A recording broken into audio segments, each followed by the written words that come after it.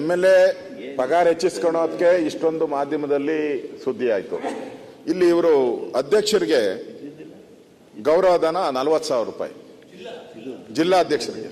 ಅದನ್ನ ಉಪಾಧ್ಯಕ್ಷರಿಗೆ ಬರ್ತೀನಿ ಇನ್ನ ಮುಂದಕ್ಕೆ.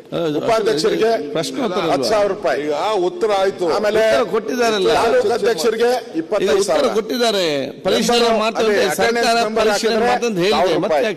ಇಷ್ಟು ಕೂಡ ಸರ್ಕಾರದ ವತಿಯಿಂದ ಅವರಿಗೆ ಕೊಡ್ತಾ ಇದ್ದಾರೆ.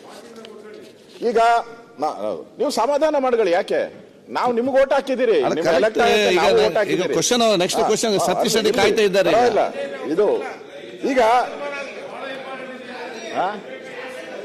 ಇಲ್ಲಿ ಪ್ರಶ್ನೆ ಬಂದಿರುವಂತದ್ದು, ಈ ಎಲ್ಲಾ ಗ್ಯಾರಂಟಿಗಳನ್ನ ಇಂಪ್ಲಿಮೆಂಟ್ ಮಾಡಕ್ಕೆ ಅಲ್ಲಿ ನಾವು ಚುನಾಯಿತರಾಗಿರುವಂತ MLAಗಳಿದ್ದೀರಿ, ಮಂತ್ರಿಗಳಿದ್ದೀರಿ, ಅದಾದ್ಮೇಲೆ IAS ಇದ್ದಾರೆ, KS ಇದ್ದಾರೆ.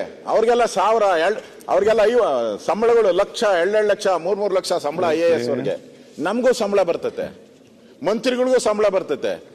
ನಾವು ಇಷ್ಟೆಲ್ಲ ಮಾಡಕ್ಕೆ ನಮ್ಗೆ ಯೋಗ್ಯತೆ ಇಲ್ವಂಗಾರೆ? ನಮ್ಗೆ ಯೋಗ್ಯತೆ ಇಲ್ಲ ಅಂದ್ರೆ ನಮ್ಮನ್ನ ಡಿಸ್ಕ್ವಾಲಿಫೈ ಮಾಡ್ಬಿಡಿ, ತೆಗೆದಾಕ್ಬಿಡಿ, ಅಸೆಂಬ್ಲಿಯಿಂದ ನಮ್ಮನ್ನು ಕಳಿಸ್ಬಿಡಿ. You are not unfit for the taluk, you are not unfit ಅಂತ ಹೇಳಿ ನಮ್ಮನ್ನೆಲ್ಲ ಕಳಿಸ್ಬಿಡಿ, ಅವ್ರಿಗೆ ಕೊಟ್ಬಿಡಿ, ಎಲ್ಲ ನಾಮಿನೇಟ್ ಮಾಡಿ. ಈಗ ಪ್ರಶ್ನೆ ತಹಸೀಲ್ದಾರ್ ಇದ್ದಾರೆ, ಆಯ್ತು, ನೀವು ಬಿಟ್ಟು ನೀವು ಅವ್ರಿಗೆಲ್ಲ ಸಂಬಳ ಕೊಟ್ರೆ ನೀವು MLAಗೆ ಕೌಂಟರ್ ಮಾಡಕ್ ಹೋಗ್ತಾ ಇದ್ದೀರಾ, MLAಗಳಿಗೆ ಅವಮಾನ ಮಾಡ್ತಾ ಇದ್ದೀರಾ, MLAಗಳ ಅಧಿಕಾರಗಳನ್ನ ಕೀಳ್ತಾ ಇದ್ದೀರಾ ನೀವು. ಯಾಕೆ ಇವೆಲ್ಲ? ನಾಳೆ ನೀವು ಅಪೋಸಿಷನ್ ಅಲ್ಲಿ ಬಂದಾಗ ನಮ್ ಚಂದ್ರಪ್ಪ ಹೇಳ್ತಾ ಇದ್ದ, ಹೇಳೋಣ ಸ್ವಲ್ಪ ಅಂತೇಳಿ. ನೀವು 189 ಇದ್ರಿ, 1989ನೇ ಇಸ್ವಿಯಲ್ಲಿ 189 ಸೀಟ್ ಗೆದ್ದಿದ್ರು ಕಾಂಗ್ರೆಸ್. 89 ಗ್ಯಾರಂಟಿ ಯೋಜನೆ ಬಗ್ಗೆ ಮಾತಾಡ್ತಿದ್ರಲ್ಲ, ಅದು ಮಾತಾಡ್ಲಿ. ಇವರು ಕತೆ ಪುರಾಣ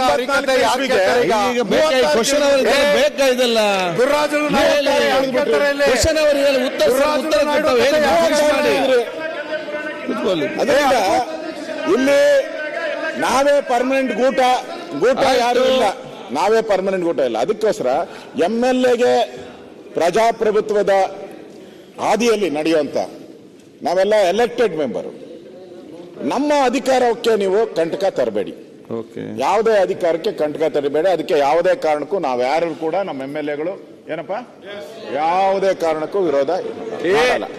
ಅಧಿಕಾರವನ್ನ ಮೊಟಕು ಮಾಡ್ತಾ ಇದ್ದೀರಾ, ಅದಕ್ಕೋಸ್ಕರ ನಾವು ಯಾವುದೇ ಕಾರಣಕ್ಕೂ ಇದನ್ನ ರದ್ದು ಮಾಡಬೇಕು, ರದ್ದು ಮಾಡಿ ಅವ್ರಿಗೆ ನೀವು ಅಧ್ಯಕ್ಷ ತೆಗೆದುಹಾಕಿ, ಮೆಂಬರ್ ಮಾಡಿ. ಒಂದು 5 ಜನ ಸಚಿವರೇ, 10 ಜನ ಮೆಂಬರ್ ಮಾಡಿ, 10 ಜನ ಮೆಂಬರ್ ಮಾಡಿ.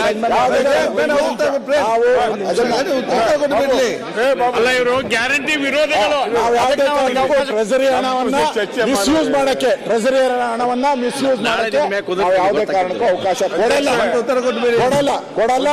ಕಾಂಪ್ಲಿಕೇಶನ್.